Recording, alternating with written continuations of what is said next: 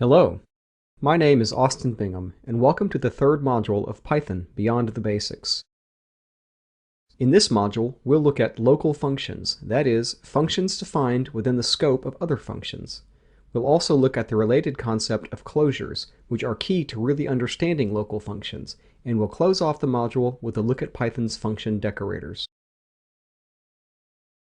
As you'll recall, in Python, the def keyword is used to define new functions. Def essentially binds the body of the function to a name in such a way that functions are simply objects like everything else in Python. It's important to remember that def is executed at runtime, meaning that functions are defined at runtime. Up to now, almost all of the functions we've looked at have been defined at module scope or inside classes, in which case we refer to them as methods. However, Python doesn't restrict you to just defining functions in those two contexts. In fact, Python allows you to define functions inside other functions. Such functions are often referred to as local functions, since they're defined local to a specific function's scope. Let's see a quick example. Here we define a function sort by last letter, which sorts a list of strings by their last letter. We do this by using the sorted function and passing last letter as the key function.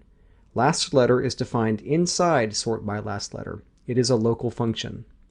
Let's test it out.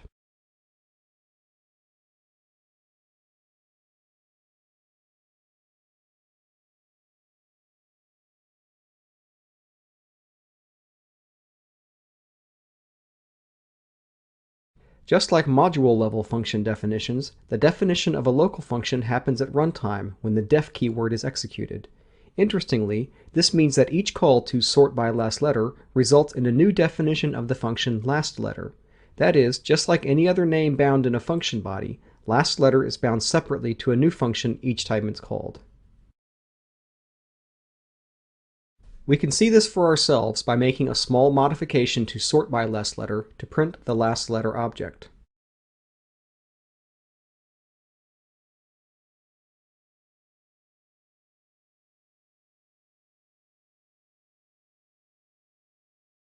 If we run this a few times, we see that indeed each execution of sort by last letter results in a new last letter instance.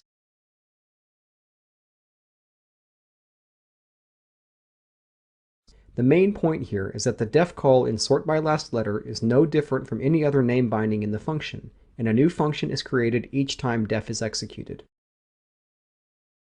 Local functions are subject to the same scoping rules as other functions. Remember the LEGB rule for name lookup.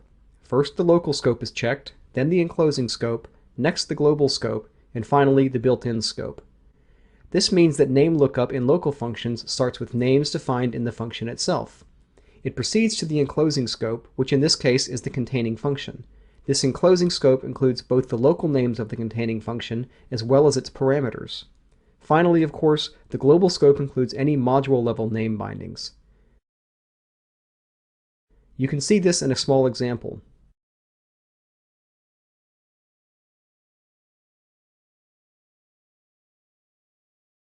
Here we define the function inner local to outer. Inner simply prints a global variable and a few bindings from outer. This example shows the essence of how the LEGB rule applies to local functions. If you don't fully understand what's going on, you should play with this code on your own until it's clear. It's important to note that local functions are not members of their containing function in any way. As we've mentioned, local functions are simply local name bindings in the function body. To see this, you can try to call a local function via member access syntax. The function object outer has no attribute named inner. Inner is only defined when outer is executed, and even then it's just a normal variable in the execution of the function's body. So what are local functions useful for? As we've seen, they're useful for things like creating sorting key functions. It makes sense to define these close to the call site if they're one-off specialized functions. So local functions are a code organization and readability aid. In this way, they're similar to lambdas, which, as you'll recall, are simple, unnamed function objects. Local functions are more general than lambdas, though, since they may contain multiple expressions and may contain statements such as import.